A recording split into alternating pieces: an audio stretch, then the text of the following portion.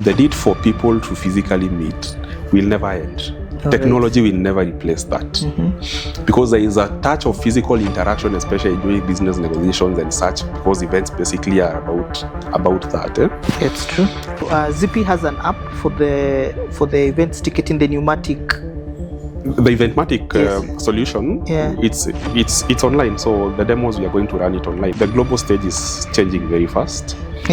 So you have to keep up with that pace in terms of innovation. To make sure that you are moving with the speed that the event tech space is taking, and making sure that your solutions also address the client needs. So how do we induce demand for tech solutions and ensure more people uptake and leverage on tech for the events? How do you deploy AI into your solution? So how does Zippy Event Solutions utilize the power of AI into their solutions? How many days have they attended? And now through that data analytics, you are now able to make informed decisions in terms of how your event is going. And for example, even activating marketing. When should I start planning? When should I start my communication? How should I do it? When do I change my ticket prices? When do I make offers? Has that niche caught up, and what's the difference between virtual reality and the augmented reality? So basically, if you don't have a convention bureau as a destination, then we'll have a very hard time having international events lobbied and coming to Nairobi. And you know that Nairobi is a hub. That means it's building something local for Africa. Yes. Something domestic, just because it's not that foreign products are bad, they're good, but we need customization locally to fit into our local or domestic market. Yes. Or the solution at Zippy Events, it's Kenyan made, built by Kenyans, very young people. All right. So we have built it from scratch. And we are continuing building it because the needs of the market keep on changing, and we have to keep on addressing those challenges that comes up. At Zippy Solutions, so how do you ensure that the data of the delegates that are coming and handling of that data is in line with the... We came to realize in the market, tools made for other markets are not working for African market. So subscription, you'd find requests from clients and that they are not getting from subscription on existing technology platforms.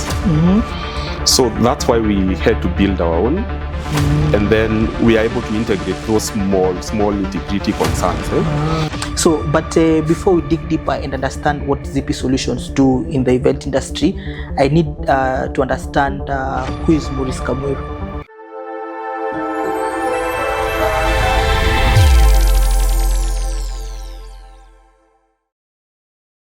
Ladies and gentlemen, we are back, and this is a My Stock podcast. Today we have a guest called Morris Kamweru. Morris Kamweru is the CEO of Zippy Events Solutions. Today I want us to discuss about proper events ticketing and the technical nuances of the ticketing landscape in Kenya. We are literally going to exhaust everything, but before we start, I want us to acknowledge our partners, the Clarion Hotel. The Clarion Hotel, they make this podcast to be a fruition, and look at it.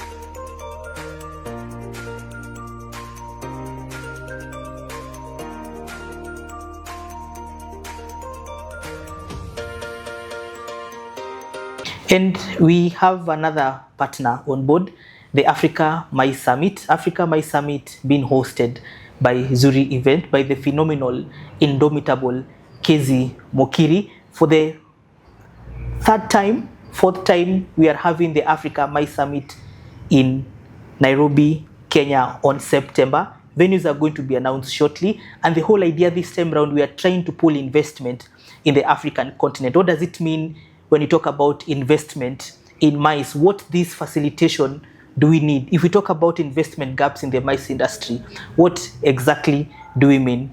You can visit the website africamicesummit.org and you can register as an exhibitor or an attendee. See you at the Africa MICE Summit on September. Today, I want us to have our guest. We are going to discuss the technical nuances of the event industry in terms of event registration. We are going to discuss about AI, data, the industry nuances, how is the landscape is. But before we do that, allow me to introduce our guest so that he can tell us who he is. How are you, Morris? Thank you very much. Yes. I'm very well. Yes. My name is Morris Kamweru, as you have described me. I'm the CEO of Zippy Events Solutions. We are an event technology company based in Nairobi, Kenya. Ah, right. Yes, and we have been in operations for around now 5 years. Oh, interesting. That's quite a number. That's quite a number of experience. So, but before we dig deeper and understand what Zippy Solutions do in the event industry, I need to understand who is Morris Kamweru. Morris Kamweru is an event professional, a trained one. I was in the first cohort of bachelor's class at the Technical University of Kenya. All right. So we were the first people to do an events degree in Nairobi. All right. So that was the program started in 2013, so that was back then. But basically my landscape in terms of industry experience is around the event technology area. Interesting. Yeah, so from there I have worked with several firms on consultancy basis. Yeah. So have been in the events industry for now almost 10 years.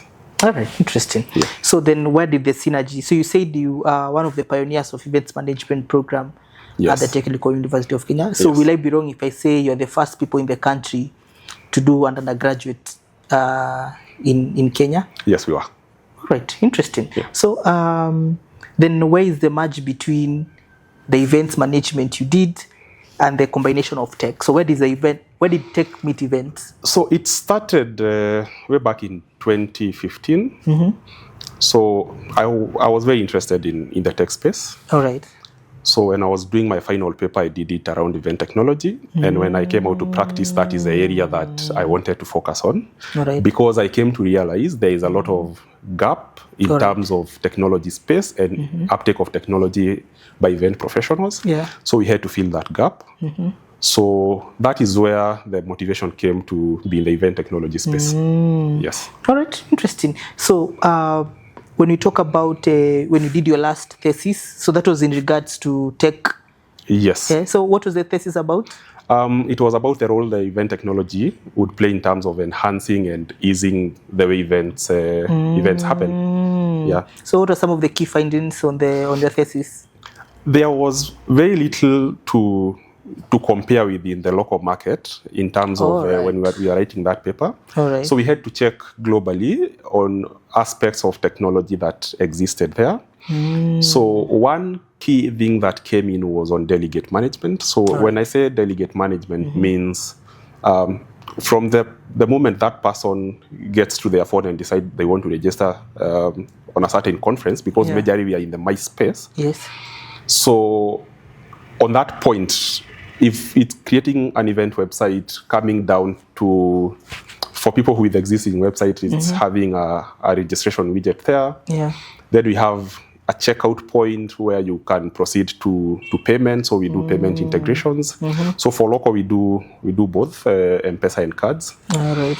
So that we ease collection of revenue for conferences. So that's where it starts. All right. And then on that space, then the event organizer is able to get into a space whereby they can be able to check real-time statistics on how the event is performing in terms of revenue lines, in terms of number of delegates, in terms of those spaces. And now, because technology is evolving very fast, so many things are also changing to align with it, as you had mentioned before, about integration of AI and how you can use it to get to it. And then once you finish on online registration, then we have something we call the on-site delegate management. All right. So the on-site delegate management basically is from the data that you collected online, you produce smart badges with trackable QR codes. That's true. And they can actually even be enhanced with other technologies like the NFC and the RFID. So, and those are things that we are continuing testing and implementing. So that badge now is what tracks delegates and their behavior around conferences. So on that space, you can use that badge to do so many things. You can manage rules. Yeah, all right. So it's a more advanced, and by that tells me that advancement of tech in MICE, especially in the African region, it's not as it's not because during your thesis you lacked data. Yeah. You lacked concrete industry information to reinforce your thesis. So you are forced to go to advanced market like the North American market, Australian market, and the European market. So then does that mean Africa is still lagging behind when it comes to uptake of events tech solution? It is. What's your take on that? Yeah, it is. But nowadays we have seen a bit of change that event organizers are willing to uptake technology in terms of running their events. And what is happening is we came to realize in the market, tools made for other markets are not working for African market. So subscription, you'd find requests from clients and that they are not getting from subscription on existing technology platforms. So that's why we had to build our own.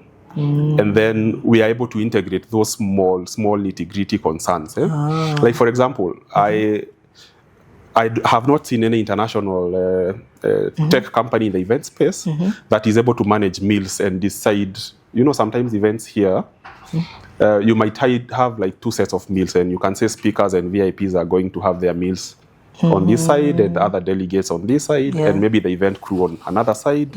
So through that badge, now we are able to implement those rules and we are able to manage all those resources. All right. The other thing is about giveaways. In other markets, they don't struggle with people stealing giveaways, for example. Like you walk into a conference in Europe, in East Asia, and once you pick your single delegate bag, highly likely you'll not find someone coming back for it. In our market, it's different. All right. So you might find a client is issuing backpacks, and I know I have three children, so I have to make sure that I take 3 of them. So such small issues that affect our market that does not affect other markets, we make sure that we integrate with now the overall event management software to make sure that the client is able to manage those aspects. All right. So then that means it's building something local for Africa. Yes. Something domestic, just because it's not that foreign products are bad, they are good, but we need customization locally to fit into our local or domestic market. Yes. All right, interesting. Just something it's still baffling in my head. So why do you think you said it's the solutions that are provided are not fit locally? So what are other issues that you feel Africa is still lagging behind on uptake of tech event solution?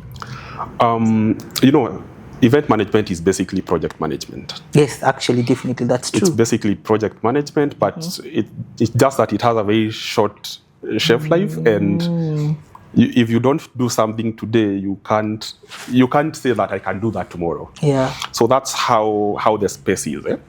So basically, is integrating tools on project management and tools to manage people. And tools to interact, to allow people inside conference rooms to have conversation, to interact. Tools to send communication. Tools to run surveys and polls. So it's basically integrating all those singular tools into a single platform. All right. Yes. Now, what solution does Zippy Events Solution provide for the Kenyan and African MICE industry? So I had said we do online registration and payment integrations. We do on-site delegate management. So basically it's managing your delegates on-site.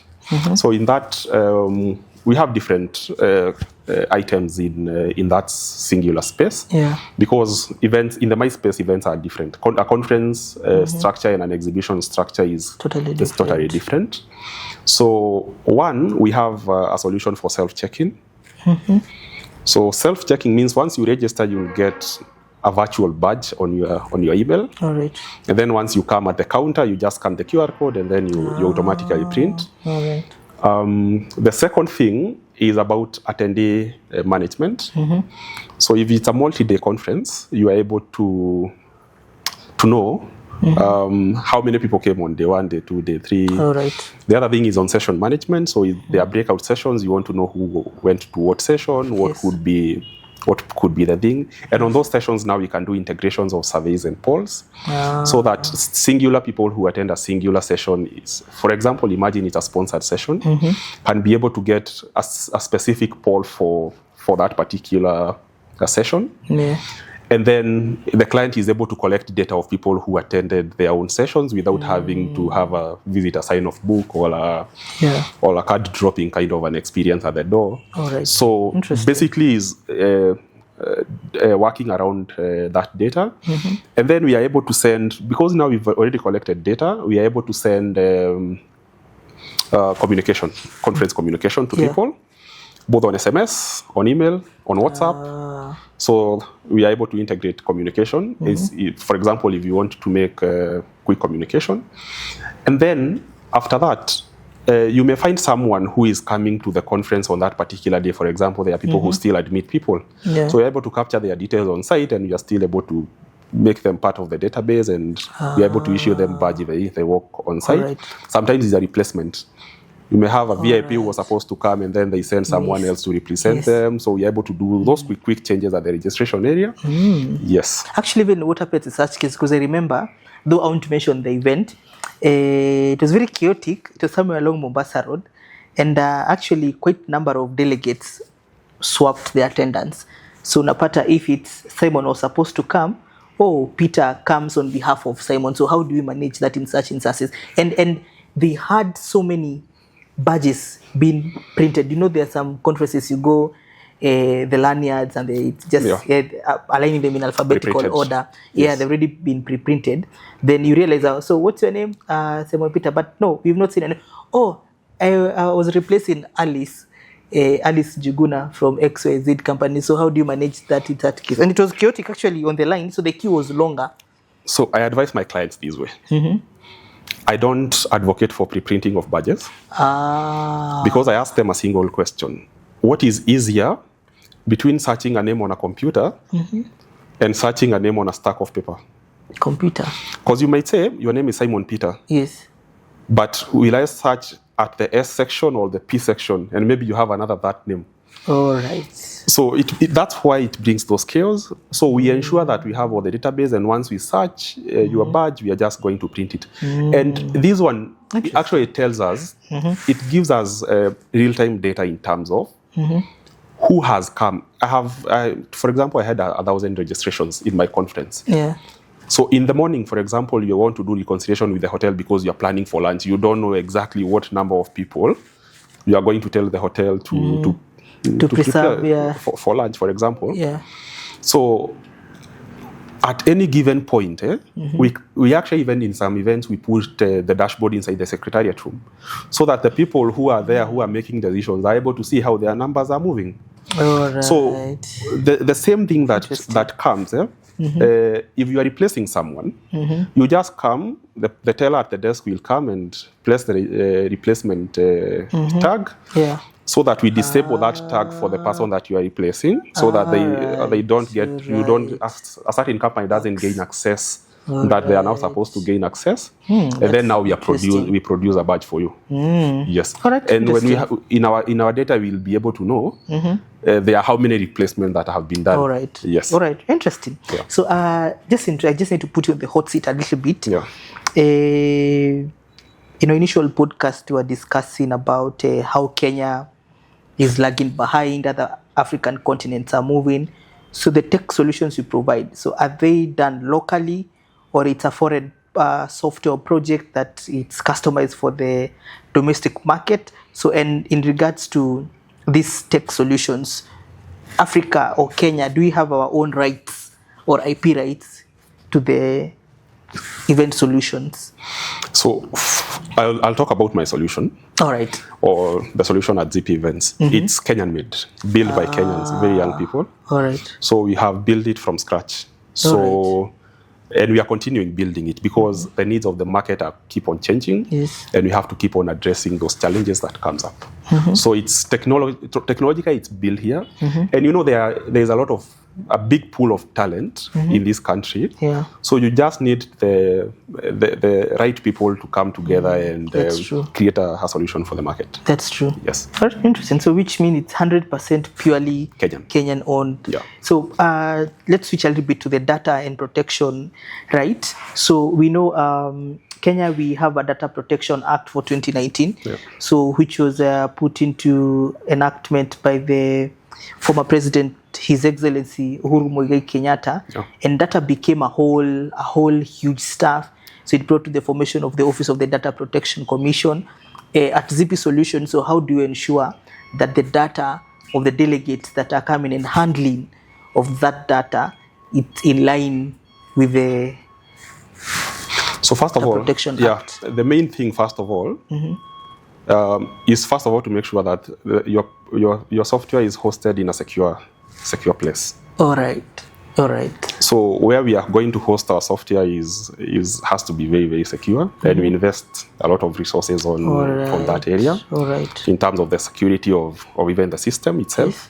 Secondly, we are compliant. We are certified to handle data by the Office of the Data Protection Commission, yes. And we also GDPR compliant.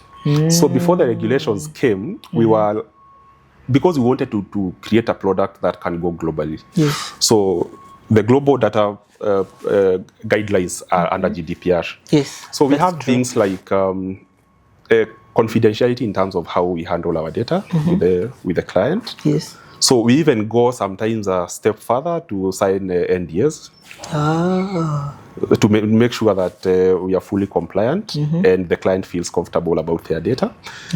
So that's how we handle that. But we have features in our system. For example, a client can select a period of time after how long they want us to hold their data. And after that time lapses, we can either delete that data completely, or we can anonymize it. So they can choose either anonymization or full deletion. Once they get their data, then we don't have any business having their data. So what is anonymization? Anonymization is, you have several data lines. For example, when you are doing registration, someone will ask you your first name, your last name, your email address, your phone number, your company or organization, capacity in that company. So what that does, it mixes that data. So if it's for numbers, it changes the format of a phone number. If it's an email address, it will change the format of an email address. If it's your name, and then it just mixes that data. That is what anonymization is all about. All right. That makes a lot of sense. So which means Kenya, we have capacity for doing all this.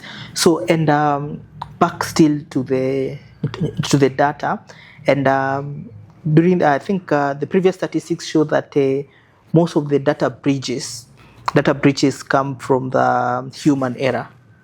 So at times maybe you find a delegate has clicked a link that will pick their data, or maybe internal issue. So in terms of Zippy Solutions, this aspect of human error, so how do you ensure that at Zippy we do not find a case or an instance of human error? That is staff, maybe they mishandled the data, or maybe in the line of duty it leaked along the way. So how do you manage that? So when actually we are doing the actual registration on site, every staff has their own account. Interesting. So I will know, I'm able to track down and know who served who served Simon Peter. That is one thing. Nice. And then we have different level of access rights. Interesting. Like the way I was saying, they can only access very few things on that level. And then now we layer it in terms of levels of responsibility on people who can blast emails. So if you come to the registration desk itself, the only that person can do is to print your badge. Actually, to print your badge and to register. Yes, and to register you. And sometimes even the registration one, if it's a closed event, we can close it. Actually, even replacements have to be done on a higher level of clearance. So you can't, not everybody can be able to come and say that I'm replacing. So it has to go to a higher level of clearance so that the person who is doing that is now responsible for that particular purpose. Interesting. How is the uptake of ticketing solutions in Kenya? So the uptake is becoming better right now. Organizations have come to appreciate the value of data and how much data dictates how decisions are made in organizations. You're able to track down, especially for organizations that host the events regularly, and see how is your event performing. For example, there's a bit of the quality of delegates that you attract, so that one will be able to see, even the quantity itself. How long have you taken to onboard these delegates? What are their behavior, for example? You're able to predict what time, because even the data that we are going to give you, it always have a timestamp. When do you have a surge of people walking into your conference so that you're able to plan properly? So it has also given us an opportunity to know an event of this magnitude is supposed to be staffed by how many people. And then the staffing we can layer it down depending on how many days, because we have done events for a long time and we know how the patterns are. We're able to tell the data. The data tells the clients, for example, which sessions was more popular than the other and for what reasons. It also they're also able to see, for example, in the afternoon, maybe people don't want to attend sessions, for example. So they'll be able to see, and they can be able to track per delegate and know how many days have they attended. And now through that data and analytics, you are now able to make informed decisions in terms of how your event is going. And for example, even activating marketing, when should I start planning? When should I start my communication? How should I do it? When do I change my ticket prices? When do I make offers? When the surge is up, how do I adjust them to maximize on revenue? So that data is going to inform you that. Interesting. So then that means how does that inform the uptake of tech in Kenya? So people are uptaking it, market responding properly? Yes. Sometimes people don't understand they have a problem until they get a solution. For example, people always have a mentality that on the registration day in a conference, it will always be messy. People always have that mentality. That's true. But we have come to debunk that. We have come to tell you that we can walk 2,000 delegates inside your conference room without seeing a queue. Interesting. So when you work with clients and they see, kumbe, this is possible, definitely know that even next time they'll still give you the job. So they have come to realize that this is a pain point that they had. They didn't know that there are solutions that are there, and that's why we are coming out to communicate about these solutions that exist. I know there are other organizations also trying to do the same, and this is what I would urge event organizer. You try as much as possible to integrate technology in your events and see the difference. That's quite solid. And just to switch gear, so in terms of because I know one of the barriers accessing tech solution is always the cost. So and also the nature of events, they vary, because if an organization is not pro data, ticketing will not be a solution for them. So who is the ideal client? Who are these heavy consumers of event tech solutions? So I get where you're coming from, because people actually think that registration is expensive and is a cost that they can cut, because someone thinks a badge is just a badge, I can just go and print and then issue, and then that's it. To us, that's true. To us, that's why we don't call it badging. It's basically delegate management. It's basically helping you understand a normal delegate behavior inside your event, and that information now will come in. So we have moved into a structure that is going to bring down that cost. So we are working on a SAS model, software as a service. Interesting. So where clients can be able to subscribe, and depending on the size of their event.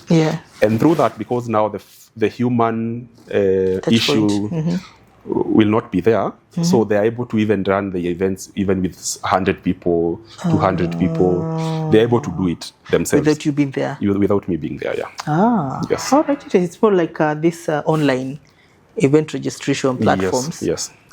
What they do is you download an app, do the registration, blah, blah, blah. So it's easy to use. So instead of having like a whole team coming to do all that. And then there are other events, for example. Interesting. A physical badge is good in a conference, even in terms of security. That's true. Because you don't want to attract people who are not supposed to be there. All right. So that is why the physical badge will never go away.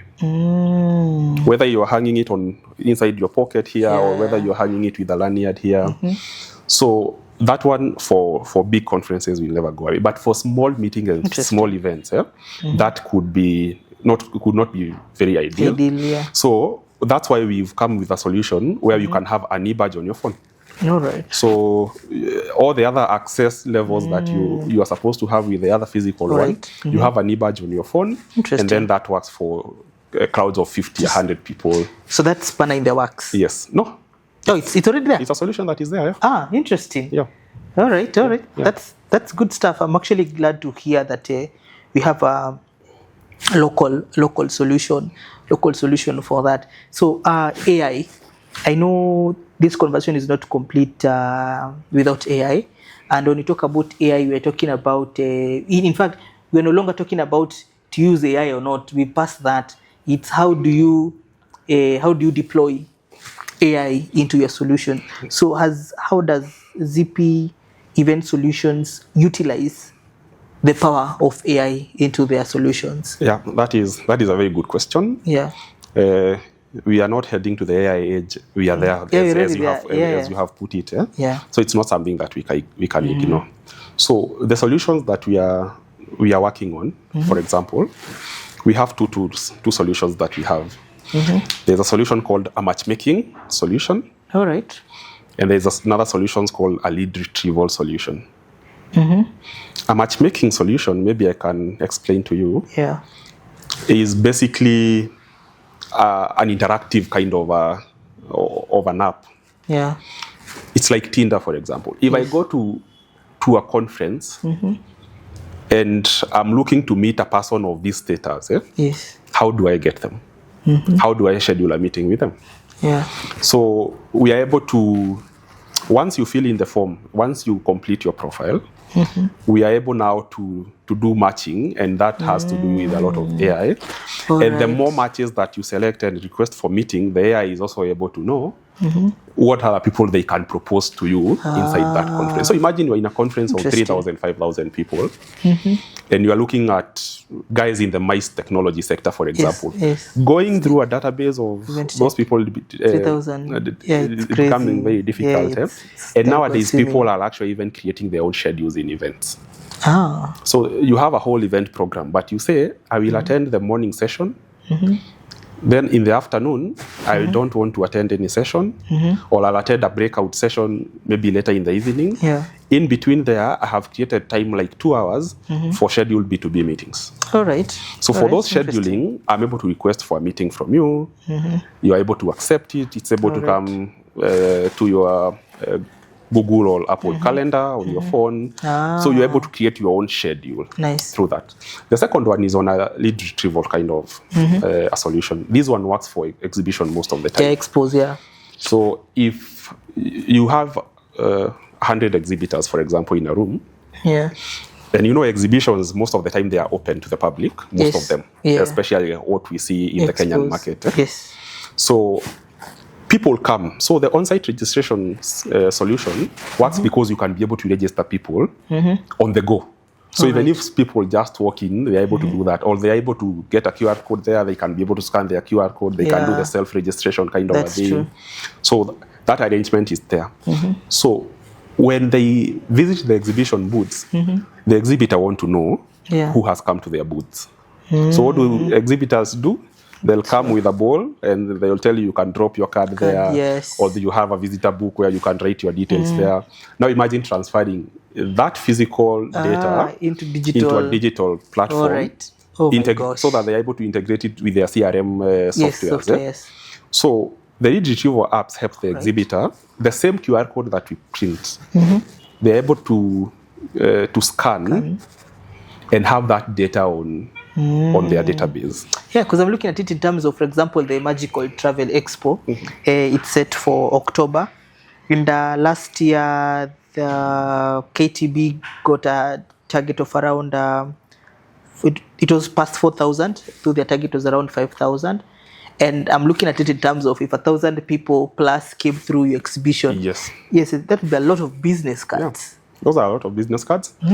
And you also know issues to do with sustainability still dictates some of the solutions that we build. But imagine you collecting data and you taking notes on the same database and you storing it, and then your marketing team inside the office, for example, they might not be here, they might be in London, or they might be in East Asia, for example, or in the Americas. They are able to get that data in real time. They are able to know this guy was looking for this and this solution. So they are able to send marketing communication and catalogs and everything immediately before this person forgets that they were in an expo and they were interested in something. So even selling conversions becomes very, very easy. So that's why those solutions are very, very important. All right, interesting. Yeah. So between exposition and conferences, so who consume most of the tech solutions? Conferences. Conferences. Yes. Actually, maybe even we host more conferences than expos. Yes. All right. Yeah. All right. Makes a lot of sense. You mentioned something about sustainability. Yeah. How do you leverage on sustainability? Initially, as I told you, if you preprint badges, you'll have a lot of wastage. Yes, that's a waste material. So we avoid preprinting. So that's one thing. Secondly, we use biodegradable lanyards. Oh, so we are pushing all our clients, and actually this is something that we are now going to do fully. You're right. So we are going to use biodegradable lanyards, and then we ditched the plastic pouch. Interesting. Not unless it's very, very necessary. Not unless it's raining or something. But we've ditched the plastic pouch. So what do you mean by biodegradable lanyards? They are there. They are materials. You can get materials from maybe extracts of bamboo or cotton.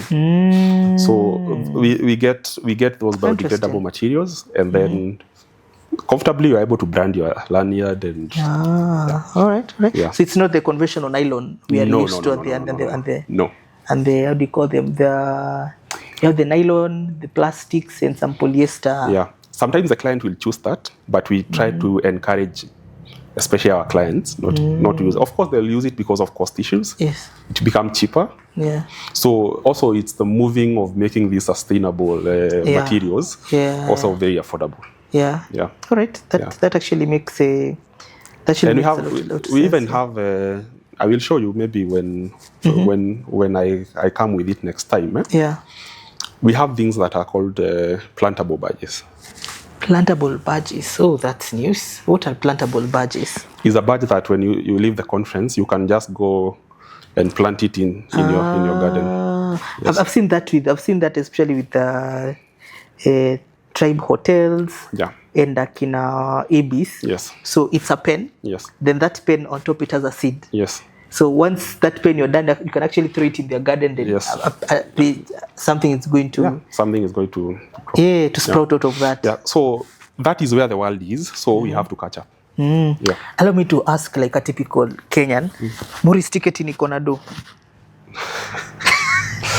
If the market uptake is good, it's an industry that can really make money. All right. Yeah. So because if you look at the events that we host in this country, imagine even 50% of them would uptake technology. Yeah. All right. So, and then you see, there's also another thing. It's not even a money issue here. We don't have proper data of even event participation. You can't say. But when we have event tech solutions, you can be able to say as a country, this year, for sure, these are the number of people, external or internal, who actually came to conferences, and this was their behavior. All right. Yes. All right. And now KTB can take it from there. When they came here, yes. another data set or other innovators, yes. What did they do? Did they go to the park? Did they stay an extra day in the hotel? Yes. So that even as a country, if we have that data, even in terms of strategy, my strategy, we are going to build a very robust strategy. Right. Actually, that's informative. Actually, just to build up on that, I think it's a project that MasterCard is trying to do. I don't know how far they are. Okay. So I had their CEOs talking about how they are willing to collaborate with the Kenyan Ministry of Tourism. Yeah. So to share with them, just share this data with them for tourists. So once a tourist comes in Kenya and pays with their card, so where did they spend? How much do they spend? Just to track on the tourism spending. And now you've proposed something, a new data set that, we need to know what exactly did they do, which events they attend. And as a country, we are going to solve this issue of lack of industry data. And that says is that we've not really been awakened in terms of we need now to prepare to collect this data. Because even before you start picking data, you need to have an objective. So what exactly type of data do you want? Then training professionals and industry players to collect this data and to submit. To share. And share with this data to ensure more informed decision. Also, it's going to inform our national MICE strategy that hopefully by the course of this year, I don't know how far the ministry is. So chances are high by this year we might be having a national MICE strategy as they also push for the operationalization of the convention bureau. Yeah, because it's something we've been really trying to push. We try to push around. So in your line of duty, what challenges do you experience in the industry? As I had said, one of them is the low interest uptake and people not wanting to do things in a new way. But we are debunking that. We are really pushing, and the market is responding, I can tell you. The other thing, and it ever happens in government events, our solutions based on the internet. Sometimes there is disruption in the internet when very high VIPs are coming. So we have mitigated that because it has happened before, and then you find you don't have internet. Interesting. So we have made sure that we can continue to run even without internet. All right. Yeah, so we are able to operate and do our activities and registration without internet. Yes, so it's intertwined with and without internet, and then now the synchronization can happen. All right. Yeah, so those are the two major challenges. So, but as I told you, the market is responding. Yeah. All right, so then how do you look forward to navigate the internet issue? No, we have already done it. All right. I told you we have already created a solution that can work online and offline. Yes. All right. That makes a lot of sense. So, do you feel like the MICE industry is headed in the right direction? It is. What informs that? You see now the conversation that we are talking about here, like having a MICE strategy and reviving the convention bureau. That's true. That is the right path, because if you don't have a convention bureau as a destination, then we'll have a very hard time having international events lobbied and coming to Nairobi. And you know that Nairobi is a hub. Yes. But you find events are going elsewhere because there's nobody out there willing to push and make sure that they come here. So I think once that operation of the convention bureau is complete, and then my thoughts, they should be independent. All right. They should have like an independent budget, independent funding, so that they're able to work around it in terms of bringing business to Nairobi. The other challenge we have an issue of venues. All right, interesting. So we have an issue of venues. So I think that's also something that now even the private sector, I see some private sector players are investing in venues. Yes. But we need more people to invest in proper venues. We have had a challenge in Mombasa because the client said there is no meeting room in Mombasa that has the proper roof length for the event. So that is something else. And Mombasa is also something else that we need. The coastal area basically is an area that we need to tap completely. An investment there with a proper convention facility will go a very, very long way. That's interesting. Yeah. We also recently had a chat with Hasnai Norani, the MD of Pride Inn, and actually, hopefully, he will be having a chat on this seat. And I've seen what Pride Inn is trying to do in the coastal region with their the Pride Inn Convention Center. It's quite familiar. So they're trying to redefine the coastal position, the coast areas as a MICE destination. So back to training. So is a human resource. So we are doing capacity building for your team. So do you have a ready human resource to work in these registration ticketing platforms? And do we have the capacity for sustaining ourselves with the human resource you have here domestically? Yeah, we do. As I told you, have a pool of talent. The only thing that is lacking is mentorship. Oh, interesting. Is mentorship, and this is what I urge all the event players that I meet. Let's try as much as possible to mentor these young people. There are people who have been in the industry. You know, even us coming from the academic side in terms of training, we found other people still doing a lot of work in the industry. That's true. And they are, through doing it hands-on, they have become very experienced. It looks like they are actually trained. Yeah. So, and these are the hats that these young professionals are falling into. So I think the most important thing is to bring them to that path of mentorship. All right. And then we are the pool of talent we do have, I can tell you. Yes. Interesting. So I think we need to have a very good succession policy and guiding people. And just to take you back, then did you get mentors when you are starting out in the event tech space? Yes, a few of them. But mostly it was navigating a very new market, if I would say. Interesting. Yes, because I think by then there was only one other person who was doing that in the market. So navigating that space became a bit difficult. Yeah. As I tell them, even if we are much more, it's even better because now there is so much you can innovate about event management. We actually need more innovation. There is so much you can use. People can explore on the use of augmented reality and virtual reality in terms of creating immersive experiences to people in delegates. How do we go through that position? People can reinvent, for example, how photos are shared in conferences and how those things happen. They could be small things, but there is so much space to innovate.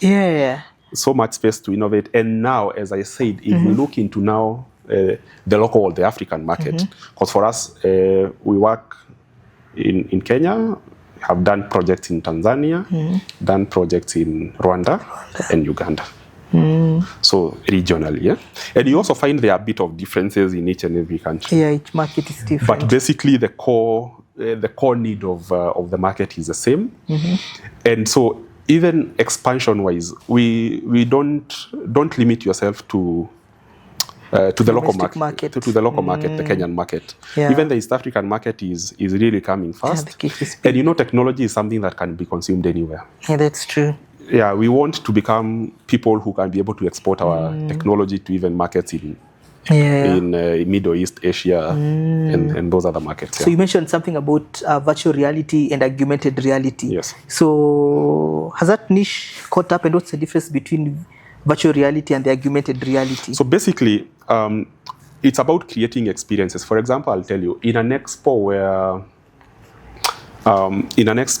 where let's say for real estate, for example, if you are selling apartments, you can come with a model of the apartment there, but the people would like to see how a walkthrough inside those apartments. So this is where technology now comes in. That people are able to wear those headsets, and they're able to get now that experience in conferences, for example. That technology can be used to even create experiences. Imagine an event organizer is designing a layout of an event.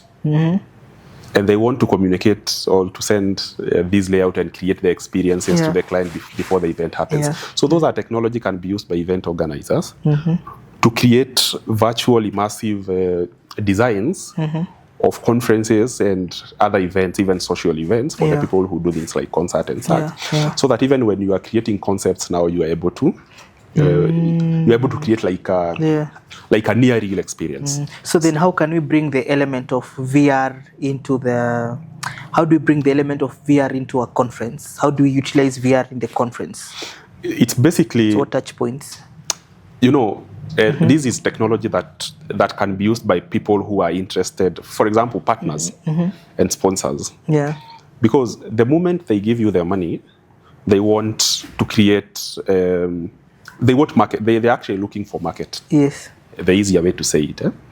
So if you create an immersive kind of an experience, it means people are easily going to buy your products. Yeah, that's true. So when you are planning for exhibitions, opportunities to create those experiences with the exhibitors themselves now becomes like an add-on that you can use as an organizer. Yeah. And here you don't even have to be like, that's why I always tell you the event entry points are many. All right. You can be a designer and that's all you do. You create experiences for for other organizations. Yeah. For their guest experience. The guest experiences, All right. That's quite impressive. Yeah. What investment gaps exist in the event tech space that we feel it's still not yet tapped? One, I think maybe I could add on that. It's the, how do you call it, the server, the storage of data, a data center, where instead of taking your data maybe in servers in a foreign country, you can have your data here locally, which is even way much affordable. So what are some other investment opportunities or investment gaps in the event tech space? Okay, thank you. I think as a business, we have a different approach. Because of scalability, we don't want to run a data center at the moment. It is, to us, it will be more expensive. And not unless now we have more tech solutions that we feel like we need to host them. Right. And now the services that we use, we have so many failovers. So even if just one data center here goes down, then we have a backup somewhere else. So we don't have a downtime. So basically for us, it's about efficiency. So that efficiency is very, very critical. So the other challenge is that the global stage is changing very fast. Yeah. So you have to keep up with that pace in terms of innovation. Yeah. To make sure that you are moving with the speed that the event tech space is taking. And making sure that your solutions also address the client needs. Yeah. Sometimes the client would want something that is not yet ready, and then we can't deploy at that point because of we don't want to deploy something that is not fully done and tested. Yeah. So sometimes that's it. But building softwares is a continuous process. So building and maintaining them is always a continuous process to make sure that the flows and the processes are as efficient as possible. All right. So during our previous conversation, you mentioned how the uptake is very low, and most of the uptake is geared toward international delegates. So what do you think we can do?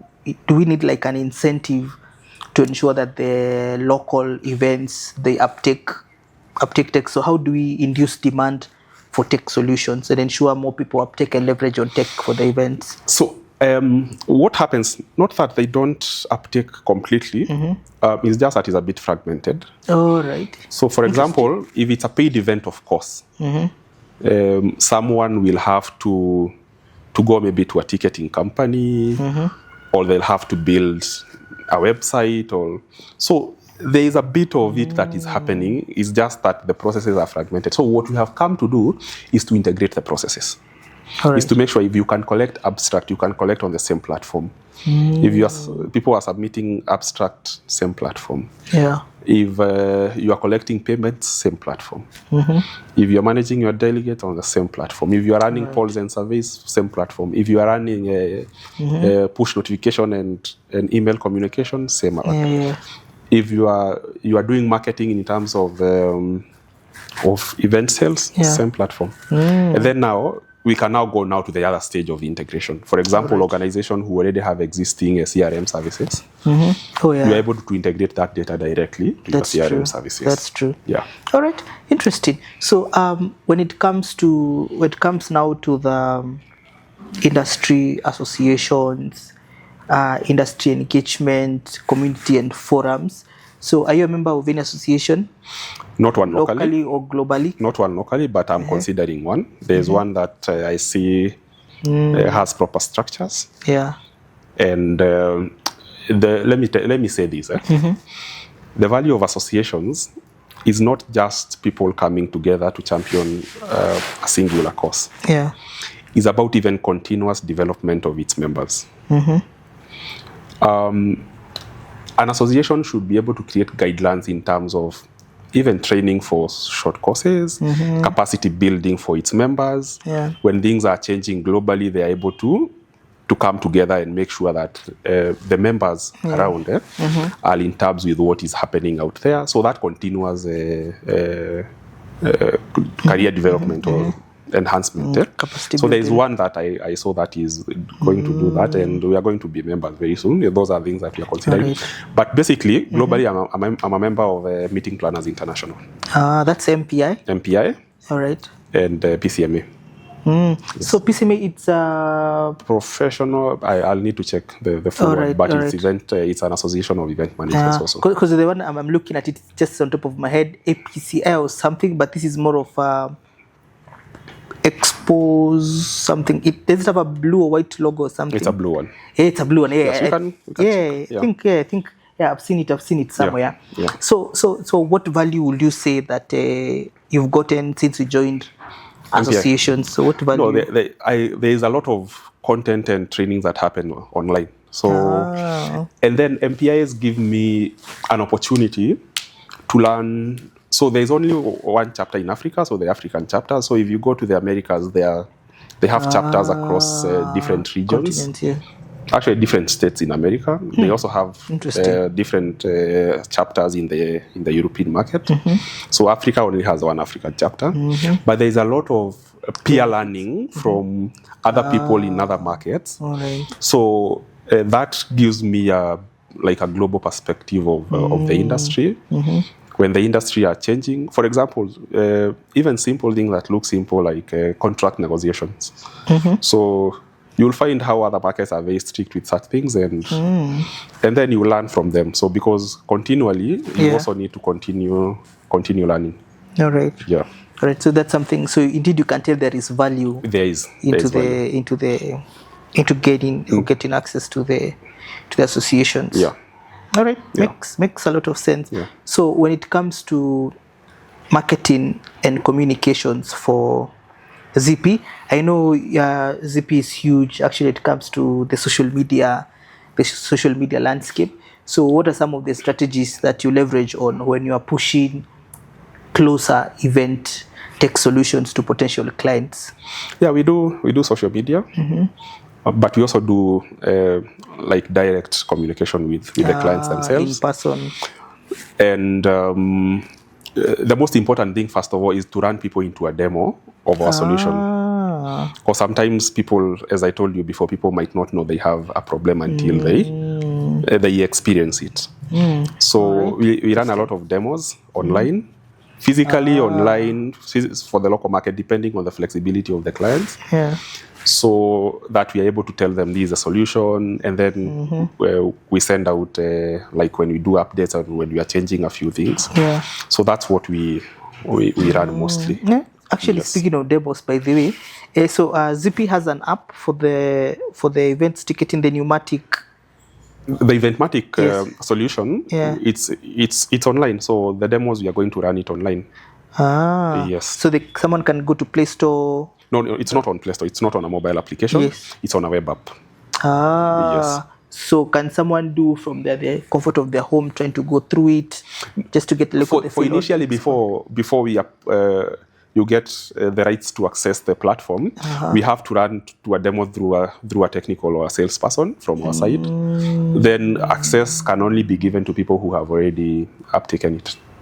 Right. Yes. All right. So it's a web based. Yes. It's a web cloud. It's a web cloud. It's a cloud based. Yeah. So and how will you look at that? So is registration and ticketing? I know those are totally two different things. Yeah. So what's the difference?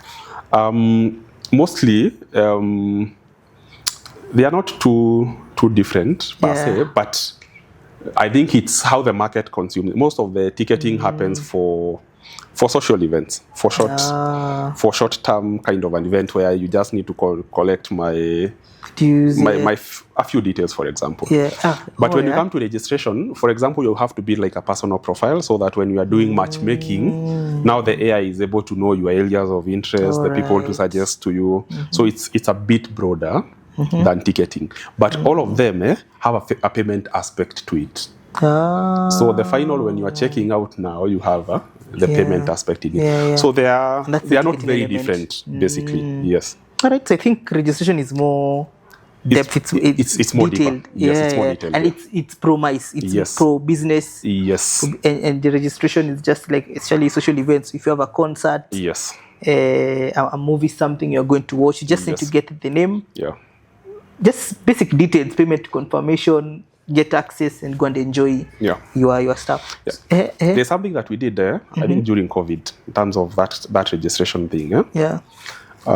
Because of the seating arrangements, so we allocated everybody a seat number on their badge, and then all the seats were having seat numbers. So nobody would sit in a seat that is not theirs. That wasn't, right. Because of social distancing and such. So that was during COVID. Yeah, that was during COVID. All right. That's why I always say different situations always brings different needs, and that's why people have to keep on innovating.